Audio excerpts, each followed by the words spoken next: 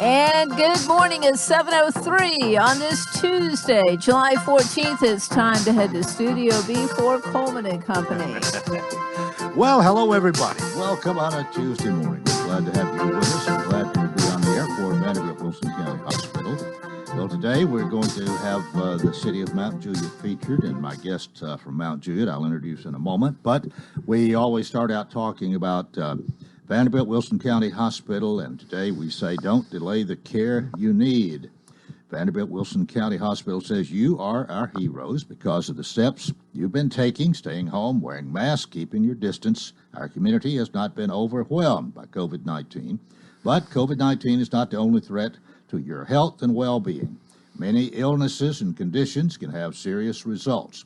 They've taken careful safety actions so you don't have to delay the care you need. This includes requiring everyone to wear masks and be screened for COVID-19 symptoms, spacing chairs and limiting the number of people on elevators, and thorough and frequent cleansing of the facilities.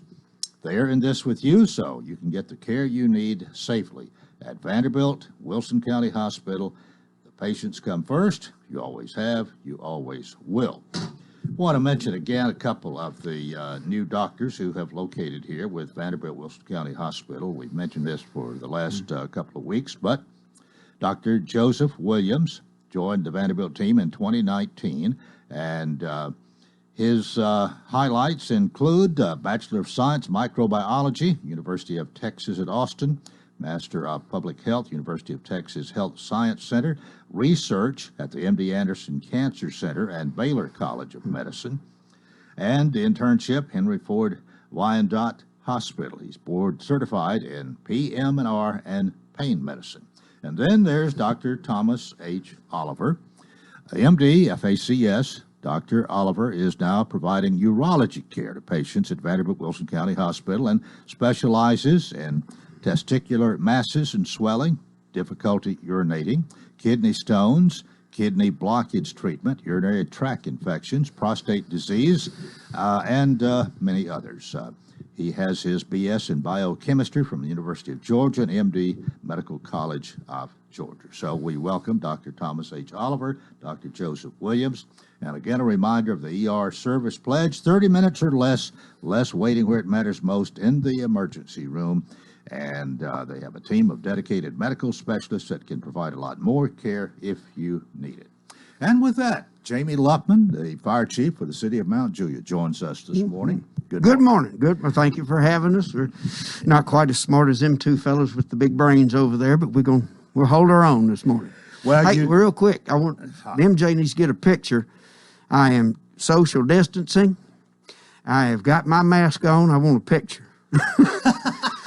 And we got a yardstick here, and I am not lying, from 1956, so we're measured out. We have talked about that before. It's got the Vanderbilt football record on one side of it there. Huh. They actually played Tulane back in those days. Yep. Look at there. December 1st, Tennessee, at home. How you figure that turned out? 1956, Tennessee won. Well, this is your house. Vanderbilt won 54, 59, 64. Should have won in 69. Yeah, I know they won in 82. 1982, yeah. 2005, I think it was. Mm-hmm. And then, 4 out of the last 7 years, I think they have. Yes, but anyway. That's a rivalry right there. Now, I know, I've been a big Orange fan since I was knee-high to a grasshopper. And is MJ listening? Because I don't want to. She got up. I think good, she's every time I pull in the driveway, I get a little closer to that Florida bumper sticker. You're gonna make a picture of him with this mask on, MJ. Yes. Okay, she is. Good deal. But right. No, I mean, Tennessee want to call it a rivalry with Florida. They want to call it a rivalry with Alabama. And like I said, I bleed orange. My daddy took me at my first game when I was 6 years old, and for 36 years thereafter, we went to a game in Knoxville while he was still alive. But you got to win one for it to be a rivalry. You can't just wish, a rivalry on somebody, But we'll get them. We'll get them. Well, you made your point last year, but prior to that, it was going our way. Yes, it was. Yes, it was. Hang on, we got a cheese. All right, you smile. You're on MJ's camera. Yeah, now get a picture. Yeah, there you go. No. Well, hey, it's his house, MJ. This is his house. Respect. Did I have one? I just don't have it on. No, well, make sure that you wear the mask and not the bag. I've seen bad things happen when you get those confused. You do see what kind of mask I do. is. Yeah. That's Vanderbilt. Vanderbilt. Yeah. That is. It's your house. That's great. Yours actually says fire chief. Yes, it does. Of course, I'm gonna have fire trucks on it. That's all I know is fire and fire trucks. And your mask is sitting next to the hand sanitizer. Yes, it is. I'm telling you what, we are setting a standard for COVID in radio. You didn't have a council meeting. No, not last night. Last night. Right. Not enough for a quorum. Not enough for a quorum, so we're going to tee it up and go extra innings in 2 weeks. Unless they call a special meeting. I asked you about about our reverse drawing that Leadership Wilson had, and yes, what I told you, I stayed tuned till they called my number about 108, I believe. I made it through the first third, which was better than some. But after that, I wasn't too interested, and I tried to get back on, and I'm not the best at negotiating with that internet, so I never did. I don't know who won or how it all came out. Sometimes when you get to the final 10, they will split that $10,000, $1,000 apiece, and sometimes somebody doesn't want to, and then when they get out and don't win it all, the rest of them split it, which happened one time with me when I made the top 10. There you go. Anyway, we'll find out later. MJ may know all about it. We'll pick her brain a little bit later. But anyway, we need to talk about fire, I guess. How is I'll ask it this way: with COVID-19, the coronavirus, and social distancing and all this, you have to fight a fire. You got to fight a fire. How has that really affected you and the fire department at Mount Juliet? Well, it's running a fire department. If Chief Dow were here, Director Cooper and Chief Hobbs were here, or Chief Hahn from Watertown, they would tell you, 7 out of 10 of our calls are medical calls. But in addressing the fire calls, we haven't changed our protocols at all. We cannot. We're already in a mask. We've got something actually at that time worse than COVID to worry about. And so we cowboy up and prep for that. With the medical calls, we do have a screening through dispatch as to whether or not they have a primary or a secondary exposure or potential for COVID. Unfortunately, out of Governor Lee's office and the task force, the information coming back to first responders concerning patients that test positive for COVID, they've ceased that information. So what we have had to do as emergency service leaders is just basically say everybody's got it until we decide, or until it's decided that they don't. So early on in this, I have a Captain Ross on A shift came to me. We were putting together our PPE and getting our masks inventories done up, and he had an idea about when we fight fire, we use a fully encapsulated mask to keep out everything. And he had found some on one of our vendors' sites. It fully encapsulates around the nose and the mouth and operates off filters on the side. It's a half-face respirator, and we were able to purchase those. Those are multi-use masks. The crews use them. They were placed out on the 4 apparatus that we have, and the crews use them. They come in, they wipe them down, clean them from the last crew that used them. They clean them down after every call. They clean them down at the end of their shift, and so they stay. We've been able to take care of our guys and keep our costs and our worries about shortages on PPE down by thinking ahead back in the early days of this. But that's really where we're at right now. Everybody is suspect until it is determined by the test that they're not. The other thing that's hitting me and hitting all the other fire departments, even Nashville at a substantial rate, is the potential exposure that our firefighters have. If their wives come up sick or a family member comes up sick, then they have to quarantine. I've had to do that a time or two. And that's tough, with a tiny department, like what I have. I've got 21 firefighters total. That's the roster. And you take 2 or 3 of those and put them on 14-day quarantine, and, you know, if you had difficult. a terrible emergency, like, say, the tornado we had on March 2nd or 3rd, or had a terrible fire break out, and you just need all hands on deck, would it be possible to take somebody that's supposed to be in quarantine? I would. That's a loaded question, yes, it is. I would want to really bad because, in the grand scheme of things, and in no particular order, their safety and the safety of the folks that they may or may not come in contact with during that time, I would have to say no.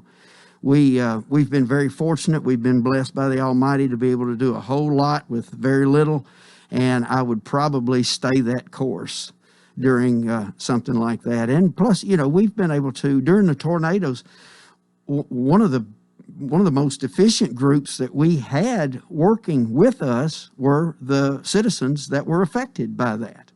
I told you the story last time of you know, we were humping equipment all back through Clearview and Barrett and Fairview, and a family came out, saw that their house was destroyed.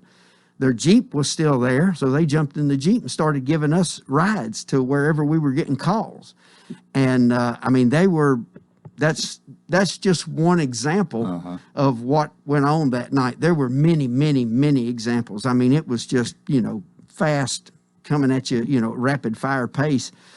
But that was one of the things. The folks literally pulled their own bootstraps up. We were helping them at the same time they were helping us. And so I think it's a testament to them just as much as it is to anyone that's categorized as a first responder, because they were doing the same job we were, getting us to where we needed to be.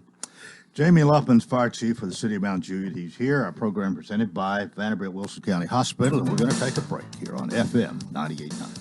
And it's now 7:16. Let's see what's happening on the roadways. Want to thank our friends at Bates Ford and the low price tire guarantee on all tires every day. Up to 30 days after the sale, there'll be any competitor's pricing on the tires they sell. 1673 West Main. Now at traffic. Here's Chuck.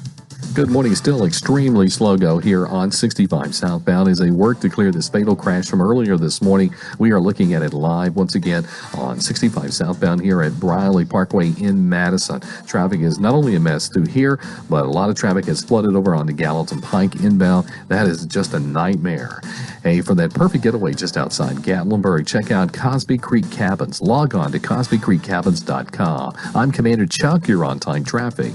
Renewal happens here at Lebanon Center for Rehabilitation and Healing. Lebanon Center for Rehabilitation and Healing has experienced new leadership and a new atmosphere. Same location in the heart of Lebanon, 731 Castle Heights Court on the Castle Heights campus. Lebanon Center for Rehabilitation and Healing is providing 5-star clinical outcomes to short-term and long-term care residents. Call 615-444-4319 for a tour and to experience the new culture. Renewal happens here at Lebanon Center for Rehabilitation and Healing.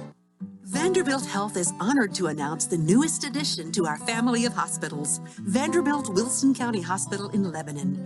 This hospital will provide care for Wilson County residents with the goal of improving the health and well-being of our newest community. Hospitals are for healing, new life, and recovery. They're places of innovation and learning. At the end of the day, hospitals are all about one thing: community. Thank you for welcoming us into yours. Let's do great things together.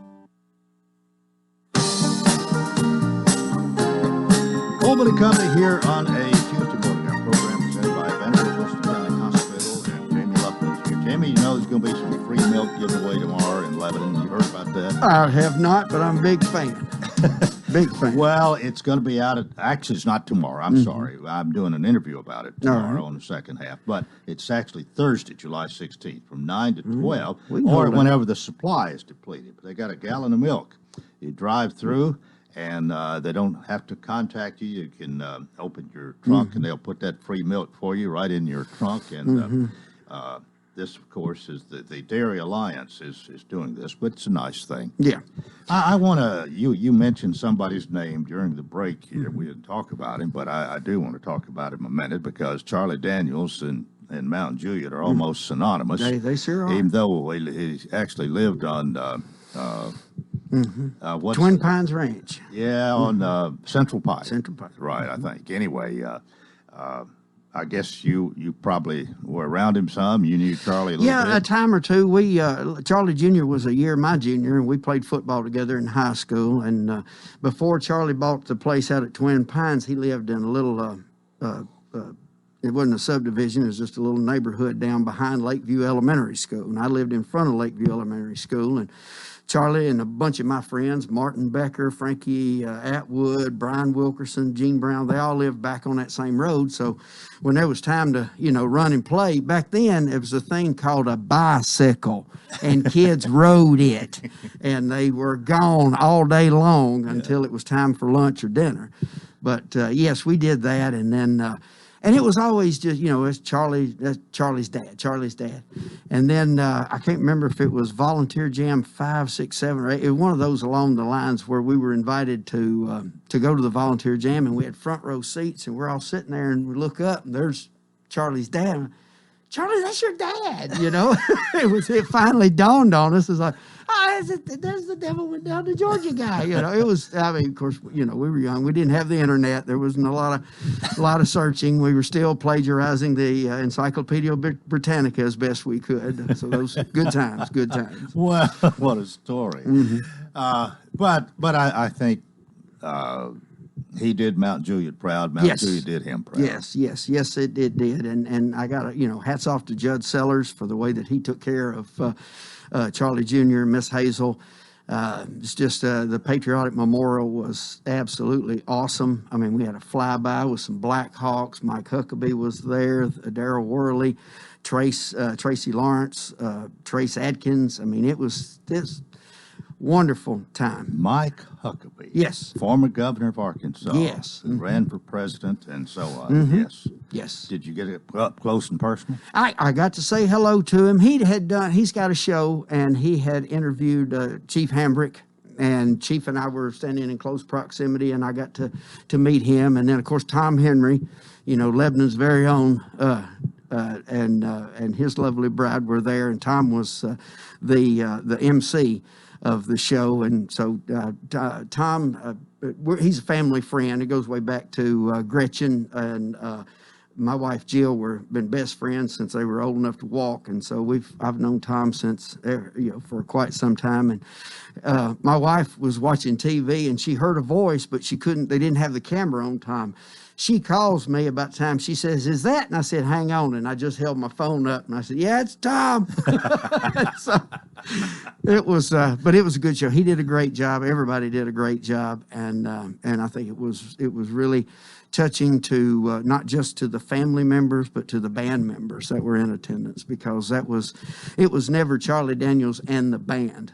I remember as a kid in an interview him talking about it's the Charlie Daniels Band, and it's I remember Taz over on the keyboards and all of them, the drums, and it was good times. You got any more stories to tell this morning? Well, no, but I do have some heavy stuff I wanted to talk about real quick. I just wanted to give prayers, thoughts, and shout outs to some of the folks. Says 2020 can go away. And I'm going to start me a petition, sign this, and we'll just start 2021 as soon as I get 1,000 signatures or something, because 2020 has just, I don't know anybody that's benefited from 2020. But we've lost, in addition to the Charlie Daniels family, we have lost some close personal friends. One of my firefighters lost his son, Michael Moore. I want to raise and praise him in front of the Almighty. Kelly McCurry, she works at the Mount Juliet Health Center. I'm on the board of directors there. We're good friends. Her father-in-law contracted COVID and passed. And I've got a real good friend right now that's in the hospital doing some battle, Robert Kimbrough. You won't recognize the name, but if you Google the water rescue recently down in Mount Juliet, you'll recognize that, because that's him. He's got some intestinal issues and had to be rushed into surgery, and they had some complication post-op, and so we're sending prayers to him. I'll forget somebody, but we're just keeping those people. All of this that's going on, it really is testing our ability to maintain our humanity at the highest level.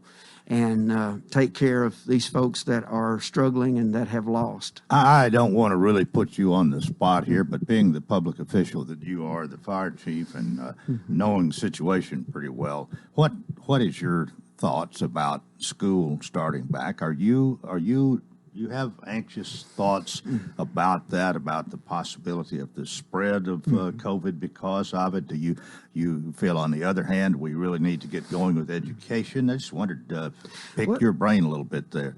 2 or 3 weeks ago, I wouldn't have had a worry in the world because we had done better than flattening the curve. We were moving, back into the green. Now, I don't envy Dr. Wright or Mickey or any of those folks that are having to make. I like the fact that they advantageously have this time because I think the kids need the school. But I mean, literally right now, my wife is a substitute teacher, and she doesn't know. Now, if they have school, I have a really good idea. She's going to be very busy, but it's what these numbers are going to do in the next few weeks between now and August the 3rd is going to really dictate where we go as far as schools. I think the kids need to be in school, but as an emergency responder and healthcare professional, I have to say that they need to be there if it's safe, and we can do some things to make it safe, but we haven't run into anything yet that is foolproof. Do you feel that most people are aware and are, for the most part, doing what they should do? Yes and no. Depends on where you go. This past week, Randall Hutto reached out to he reached out for education, he reached out to fire and law enforcement, and we all came together as a group to show support in recommending that folks do what they need to do. Social distancing, first and foremost, that is the best way, number one level of prevention. Wear your mask. He was he was getting phone calls from folks that were wanting him to mandate a mask. Yeah. And his response to them was, "Hey, I hear you. And I know that I don't have to worry about you because you're going to wear a mask." And at the same time, his phone was ringing with people that said, "Please don't make it a mandate." And he said, "I hear you, but meet me halfway. Wear it when you're out. Wear it when you need to." And so it put them all in. We all came together at the WEMA headquarters. Of course, I was up with Director Cooper, Assistant Chief from Lebanon Fire. We had Watertown Fire, WEMA Fire, and we were standing united as a group, each one of us in fire, law enforcement, education, other areas, telling folks, no, we're not putting out a mandate to force you to do that, because the logistics of that and the legalities of that are just far-reaching. But we are just asking, God gave us He put us at the top of the food chain for a reason, and He gave us logic, and He gave us a long-lost art called common sense. And my mother has beat that into my head until she couldn't catch me from running anymore. But this thing is very real, and we saw it when it came on, and it got real bad. And we figured out a plan to make it better, and we worked that plan, and it got better. Well, as soon as it started to get better, we let our guard down a little bit. And I feel like we need to leave our guard up a little bit longer this time. Yeah. And it's hard to go back. I realize that. It is very hard to go back. I'm sitting here with a mask on this morning, in support of that, to show that. And I know that when I go to Kroger, I'm wearing my uniform. They see the badge. They see that. And if they don't see a mask, then I might be putting off a false sense to folks. Now, I'm not going to do that. I'm going to be the leader that I was selected to be in my municipality, and I'll work with the group across the county with the message. If me wearing this thing, for obvious reasons, it takes the focus off my bald head just for a little bit, and that's a good thing for me. But I've still got the glint in my eyes, and so they see that, they know who it is. But if I can set the example, be a part of that, then I will do that. My men and women at the fire department, they'll get off the truck wearing that mask, prepared, for what what is necessary. Got less than 2 minutes. Anything you want to mention you think of that you can do in less than 2 minutes that you might have Absolutely got not. to? I just get warmed. I'm just knuckle cracking time in 2 minutes. No, I mean, stay the message. That's obviously the main thing here. I'll give a shout out to your three dedicated listeners, Terry, Barney, and Mike at WEMA Garage.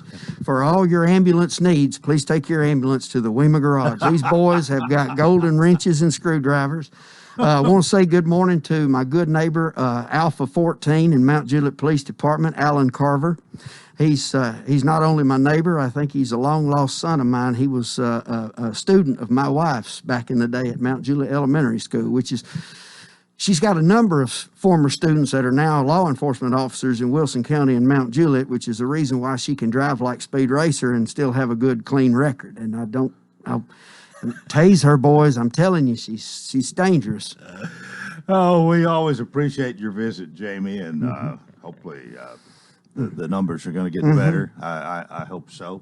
Well, I would say this to people: find a way to get out. Find a way to get your money out in Wilson County, in Mount Juliet, Lebanon, Watertown, and the unincorporated portions of Wilson County. Find a way, because folks are hurting, and we need to continue commerce in Wilson County, because we are going to win. We are going to come out on top of this, and when we come out on top of this, it'd be advantageous for us to not have to, worry about finances on the other side. All right. Thanks a lot for being with us. We'll see you next time.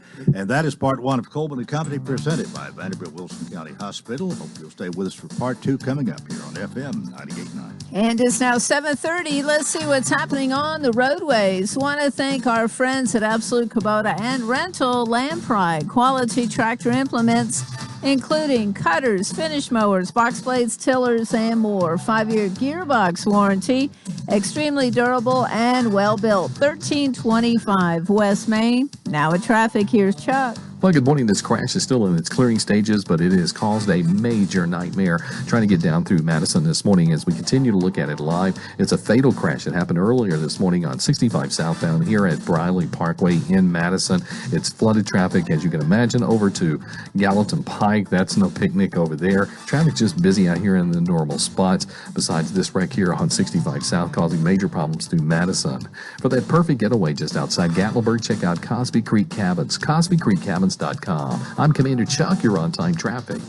This is Coach Mark Medley. Larry Thompson has served on the Wilson County School Board for 8 years and served as chairman for 6 years. During that time, the school system has experienced unprecedented growth and challenges. His record speaks for itself as the board continues to meet the demands presented them. His experience will be vital to the board as it continues to navigate through these uncharted waters. Please vote to re-elect Larry Tomlinson. Paid for by the committee to elect Larry Tomlinson, Kathy Adams, treasurer. It's going to be hot and humid out there today. Highs this afternoon will top out in the low 90s. On Wednesday, a few pop-up showers are possible, but we'll still have plenty of sunshine as well. Temperatures on Wednesday will hit the mid-90s, so make sure to stay hydrated. This weather forecast is brought to you by Walker Auction and Realty. Professional auction and real estate services. Get top dollar for your home, land, or personal property. Log on to MikeWalkerAuctions.com. They know auctions. That's a look at your forecast. I'm meteorologist TJ Scott. Coleman and Company, welcome to part two. It is a Tuesday morning, and John Dozer's here. He's Executive Director for Hearthside Senior Living, and of course, here to talk about Hearthside and other things. Good morning. Good morning, Coleman. Is everything going well? Everything's going great. We're trucking right along over at Hearthside. Everything's looking good over there. Our assisted living is going strong. We do have a couple of rooms open up. I told you last week, April and May was sort of slow, so we do have a few rooms that are available, and we're doing those virtual tours. So if you would like a virtual tour, you can call 615-443-1994. We give a virtual tour of we have small, medium, and large studio rooms. So I'm looking forward to filling those up as soon as we can. I've got my Vanderbilt mask in my hand. I don't see a need to wear that here on the radio, but that's just the way I feel, and haven't been ordered to. But I've got to.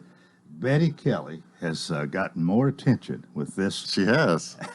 And gets her name on the radio about every. I got to get her out here. Maybe she can come next week and you can talk about it. Well, that was very nice. It's very nice. She's a sweet lady. Yeah. But anyway, I appreciate that, and She just found this material, she said, decided to make a mask. Well, she makes those masks, and all of our residents are wearing masks in the facility. We have reopened our dining room back up, and so all the residents are coming back to the dining room. We've got them 6 feet apart, 2 to a table. They wear their mask when they come in, and they take it off when they eat. Then they put it back on when they leave. So we've got them trained pretty well. But that's a great improvement, isn't it? It is. For it morale is. and man, everything. I tell you what, they have been in their they've been sequestered in their rooms really for 2 or 3 months. So finally this week I said, we got to do it. It's they've got to get out of the rooms. They've got to have some socialization. They got to eat better. And so I just said, let's do it. And we're taking all the precautions. We sanitize the dining room before they come in, and then we sanitize it when they leave. Yeah. So you're doing all you can do. And the bottom line is they've got to have that socialization. They've got to come out. They got to come out of the rooms 3 times a day at least to eat. So we've decided to do that, and I think that's really been working good. better. It's working better. Morale's up. The big thing is, Coleman, we've got to get that beautician back in there. These ladies, I mean, after 6 months, they're dying. They want to get their hair fixed. The state won't let us bring in a beautician yet. So hopefully by August or September, they'll figure out a way to let us bring it back in. But once the beautician gets back in, we'll be good to go. You have men there. We have men that they need a haircut, Coleman. Actually, Betty Kelly has been doing a good job. She's been cutting some hair, and she's been taking care of them the best she can. But I didn't realize the beautician was that important, but it is. It is. It is. Well, I hope the guys are okay too. Can you call the governor and just say, hey, the beautician has got to get back in these assisted livings? I mean, I'll hire you as a lobbyist, whatever it takes. Oh, I got it. Okay, that's all right. You're trying to follow his. I'm trying to follow his guidelines. It's the state guidelines. And all right. I hadn't even thought that far, but that's okay. We can have PT come in there. We can have sitters. That's been approved, but you still can't have a beautician for some reason. So anyway, has any explanation really been given? No. We have a meeting every Wednesday at noon, and everybody keeps asking, and they just say, not approved, not approved. So if anybody's listening that has any pull, these assisted livings and you're begging. Yeah, these assisted livings and nursing homes need the beautician back in the building. Okay. Do a little politics here this morning. John needs help. Yeah. Any politicians are listening, I need some help.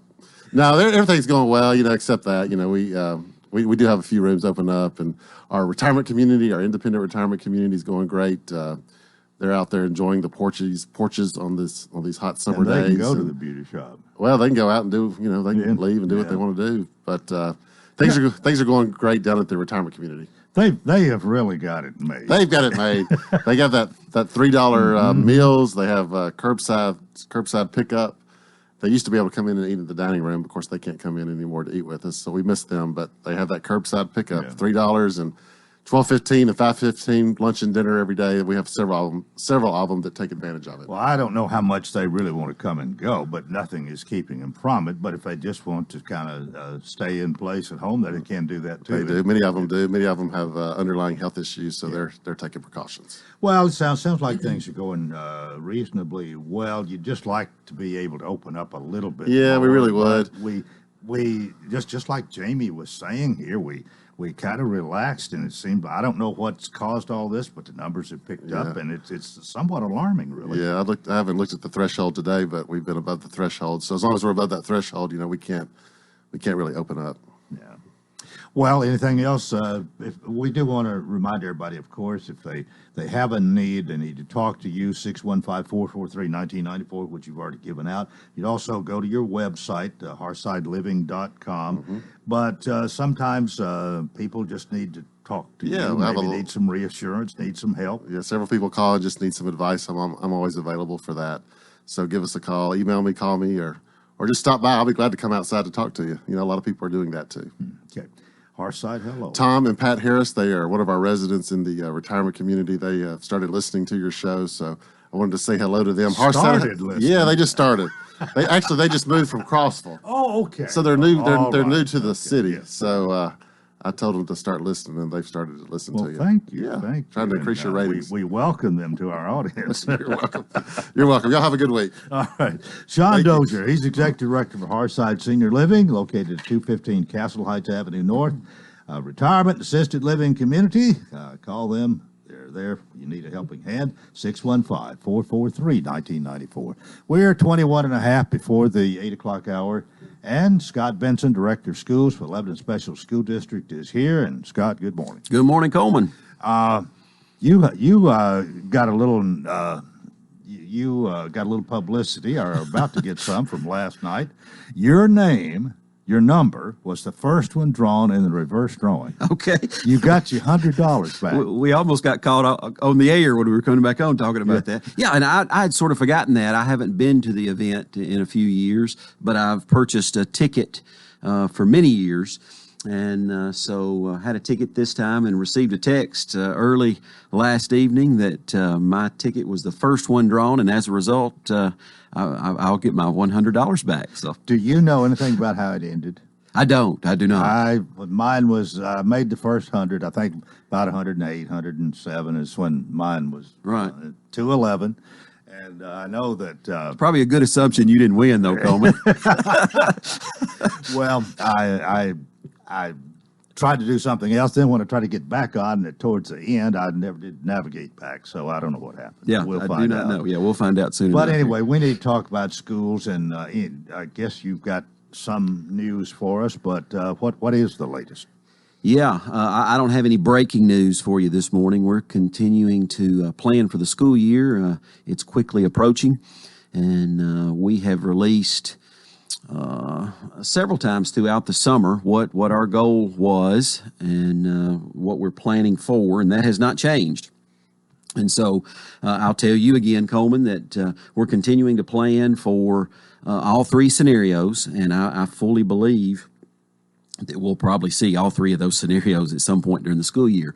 But we're planning for a traditional start. That is our goal, and we're still shooting for that come August, and with a virtual track. Now, we are offering a virtual track for those students who have a health concern as a result of COVID-19 within their family.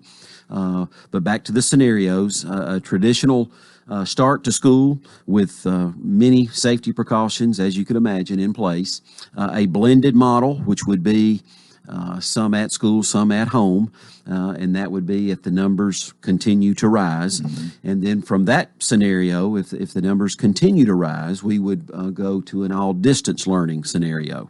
So we're looking at those three scenarios with the virtual track that would run separate from that. If you apply and are accepted into the virtual academy, at least until Christmas, probably the entire school year, you would run separate from those scenarios. So we're shooting for starting in August with a transition week, August the 3rd, and that's when we will make a phone call to each family and invite a parent and the child to come in for one day during that week of August 3rd. And that's where we're going to lay the foundation for success for the school year. So we're going to, in small groups at school, just imagine, Coleman, if I was a teacher and I invited 5 of my students in with one parent, we could social distance, and we could cover a lot of ground in one day. 10 people plus the teacher. I'm talking about, correct. Yeah. Correct. We could cover a lot of ground in one day there. And so when a family walks away, they should have all of their questions answered. They should know all of the passwords to all of the software that we're using. They can log on. They will have a device. We're issuing a device to every student. And maybe most importantly, we've started that relationship with the teacher and the family. And so our thought is that if we make it through the transition week, which is, again, Monday, August the 3rd, the week of August 3rd, that really on the 10th, which we plan to roll the buses and open the school doors for everybody that's coming. But really on that Monday, the 10th, we could be in any one of the three scenarios, whether it's in school physically in the traditional scenario, whether we're in a blended model or the distance learning model, that we could do that on Monday the 10th. Regardless of what it looks like. And I caught some of the 7 o'clock show this morning. I know right at the very end, y'all talked about schools a little bit, and just like everybody else, we're watching the numbers, and we have concern right now with the spike in numbers. But we're going to continue to watch that and continue to plan. What, as this has gotten out some, I guess this is not the initial announcement this morning, I don't think. Word at least has gotten out some. What's been the reaction? Are most people, you think, okay with this? Yeah, so let me say this, and I said this, and I don't have the exact dates in front of me, but we, I'll have that right here. We not first published, but I know we published our Blueprint for Learning, which was a one-pager, Coleman, that was colorful, had lots of information. We put that out on June 26th. We had actually put a communication out in mid-June that stated the 3 scenarios, and that was our goal, to start back with number 1. So this past week, actually July 10th, which was last Friday, we published our handbook for our COVID-19 handbook for opening schools. So this has lots of information in it. But directly to your question, Coleman, I think just like most things in our community and society today, your question was, what is the response been? And I think, I know actually, every decision we're making right now, every single decision, Coleman, regardless of what it is, we're going to have probably about half the people that support that, and we're going to have about half the people that do not support that for whatever reason, and that's where we are, unfortunately. What's the biggest objection you've heard? Yeah, well, I think just having school itself. Yeah, and probably that's not a good. I said half and half. It's not half and half. Going back to our survey that we sent out weeks ago, we had between 60 and 70% at that time, and that was weeks ago. And admittedly, that was pre-spike in numbers. But at that point, 60 to 70% of the people surveyed in our district wanted us to open the doors and have school. Yeah. And so we still have those people that are anxious and ready for us to open the doors and have school. And probably within 3 minutes, Coleman, of us hitting the send button on Friday, July 10th with our handbook, I was receiving communication, phone calls, emails, etc., in opposition to what we have presented. So, we can't take that personally, and everybody has a right to their opinion, and I understand that. Everybody has an opinion, and I understand that, and differing opinions. But the bottom line is this, Coleman. We're gonna open the doors if we can, and have school. And we're going to probably have to change within our scenarios when we open school. We're going to offer the virtual track for those that have health concerns as a result of COVID-19. So we're trying to give families a choice. Yeah. And we're going to do everything we can to keep our children, our students, our staff, our teachers, and our families safe. And we have many, many, many safety precautions in place. Most, not all, but many are outlined in our handbook that we have published. We are continuing to plan every single day beyond the handbook as we approach the dates. We have meetings every day this week. I have a big meeting today at 1 o'clock, again with leadership across the district on non-instructional procedures for the school year. Tomorrow we have an all-day meeting on instructional procedures and what we're doing instructionally for the school year. So we're continuing to plan for this, and let me repeat this one time if I can. It's important for children to be in school. We recognize that. There are many effects of children not being in school that are adverse effects, and we understand that.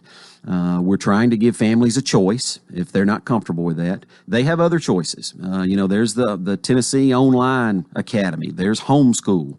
Coleman, we're in a national pandemic, and everybody's working hard to make this thing work, and every family has a choice. Yes. But if they choose to send their children to school in our school district, we're going to do everything we can. We're going to take precautions to keep everyone safe, and that includes our students and that includes our staff.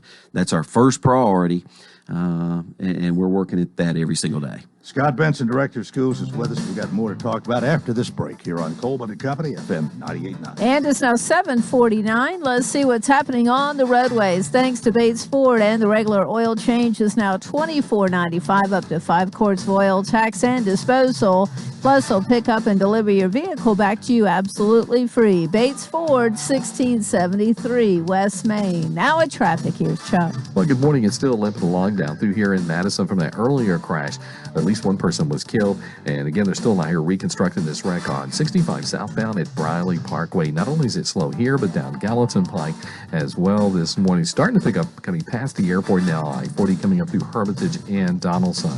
Bar's Music City Soul Food is now open behind the Bank of America on Nolensville Pike at OHB. Check them out online, barsmusiccitysoulfood.com. I'm Commander Chuck. You're on time traffic. Welcome to Hearthside Senior Living, Lebanon's unique senior living community designed for seniors to age in place, all within a safe, comfortable, and Christian environment. Beautiful retirement homes designed for an independent lifestyle with maintenance-free living. Hearthside Senior Living also continues the excellent tradition of assisted living for those seniors who need additional services. Hearthside Senior Living, an independent retirement community and assisted living community, all on one campus in the heart of Lebanon. Call 615-443-1994 for a tour. 71 degrees all the way. 73 degrees, please. So what's your perfect degree of comfort? We'll help you find it with professional Rheem HVAC service that'll keep your home comfy year-round, save on energy costs, and may qualify for utility rebates and tax credits. So enjoy a new degree of comfort. 72 degrees, and I'm good to go. Financing available through TVA's Energy Right program and your local power company. Call Randy's Heat and Air 237-3604. Thanks for being with us, and certainly appreciate you listening each day.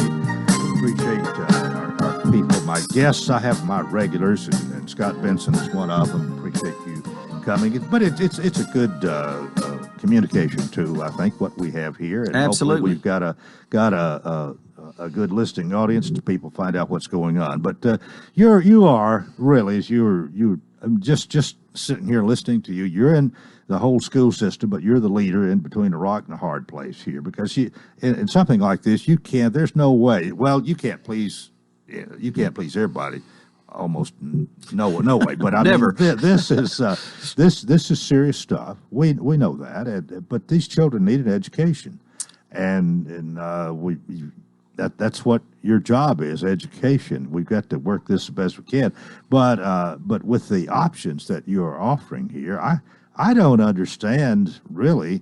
I don't understand where the 40% or 35% of the displeasure is coming from. Yeah. Well, and I don't know if it's for me to understand. We're gonna keep plowing and trying to do the best we can. And I commend you as a citizen, as whatever. I live in the 10th Special School District. My children went to school there. I commend you for trying to come up with something that seems to me like you've got it almost would work. I mean, if they don't want to go to school, they've got the option to learn from home with one of these piece of equipment you're going to give them.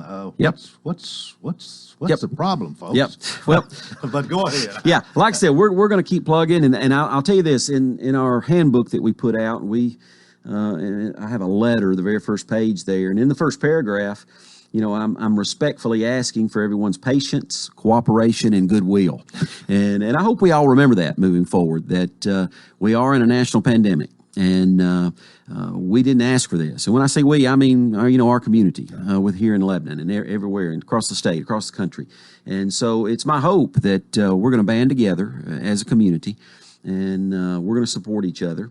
We're going to be patient and cooperative and show goodwill towards each other. And we're going to continue to do what we always do in the school district, Coleman, and that's serve our children and serve our families the best we can while we keep folks safe. And let me say this: it's not all opposition. There are many families that are raring to go and that are appreciative, and we've heard from them as well. And you just don't hear from them as much, maybe, as the others. But we can't get caught up in that because, as we've said to each other within our meetings, if we can look ourselves in the mirror, if we can put our head down at night and know that we've done everything we can to set up for success and starting the school year, regardless of what scenario we're in. And if we can do that and take every precaution that we can, that's feasible, Coleman, that's a word that we're using a lot, that's feasible, that we can actually do. If we can, lay our head down at night and know that we are doing those things, we're going to feel pretty good about it. What you go to school, you expect to eat lunch, and I think you have breakfast too. We do. What are you going? You're going to be able to do that, but yeah, we are. What changes will be made? We are. We've had breakfast in the classroom for several years now. Universal free breakfast. Mm-hmm. So I haven't been in those conversations. I'm assuming at this point that would look the same as it has, because our numbers at school, we're taking out our virtual academy people. And I can tell you that the most recent number that I've looked at was between 400 and 500. So just throw out 500 as a round number. And we have 4,000 students in our district, Coleman. So 500 is a large number that may be enrolled in our virtual academy. So you're taking several students out of the mix there. And that's not to mention the ones that may be homeschooling and those sorts of things. So it's going to be a better scenario for us to social distance within the classroom, and that's for all activities within the classroom. But to lunch, every school will look a little bit different because every cafeteria is a different size.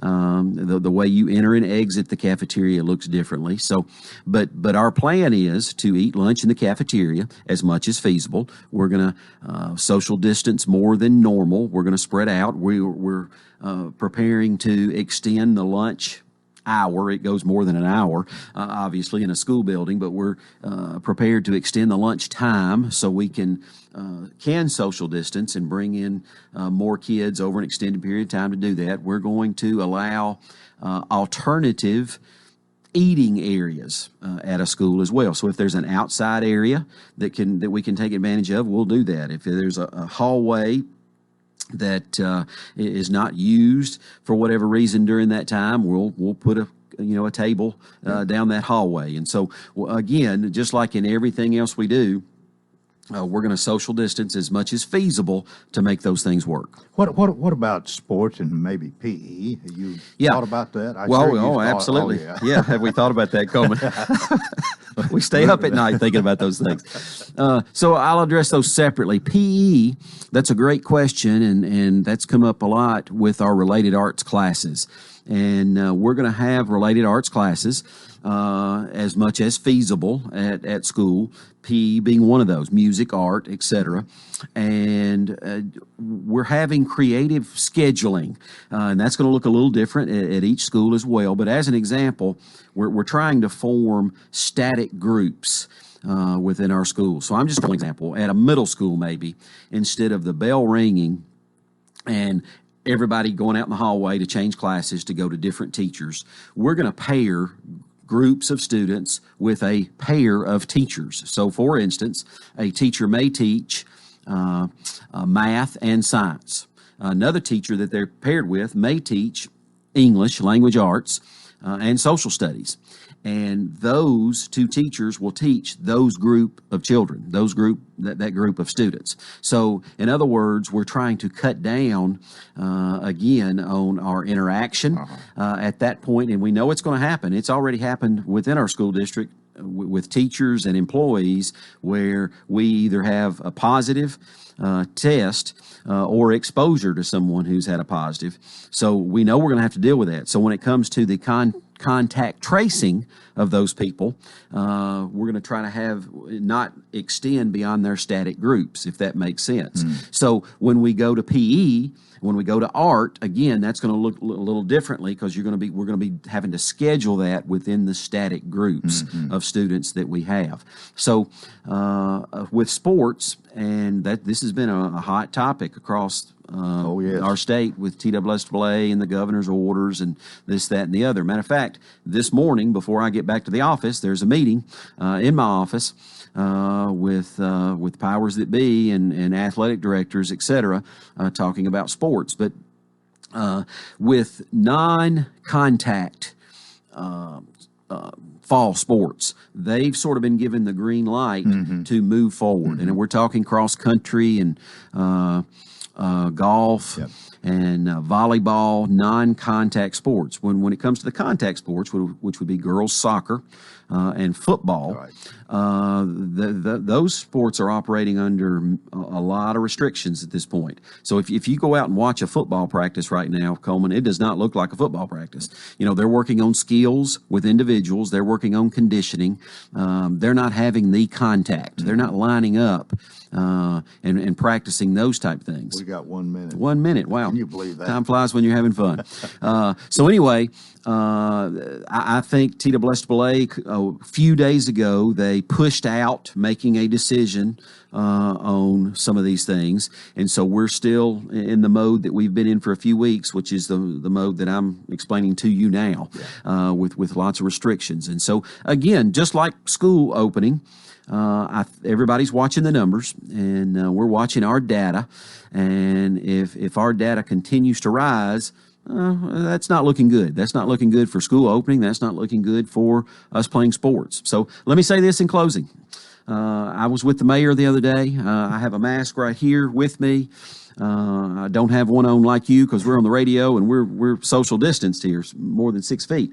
But I would encourage people to take care of yourself, take care of your family, social distance, and wear a mask when you're in public. And if we all do these things, I'm hopeful we can reverse the trend of the data, and we can have school and we can have sports.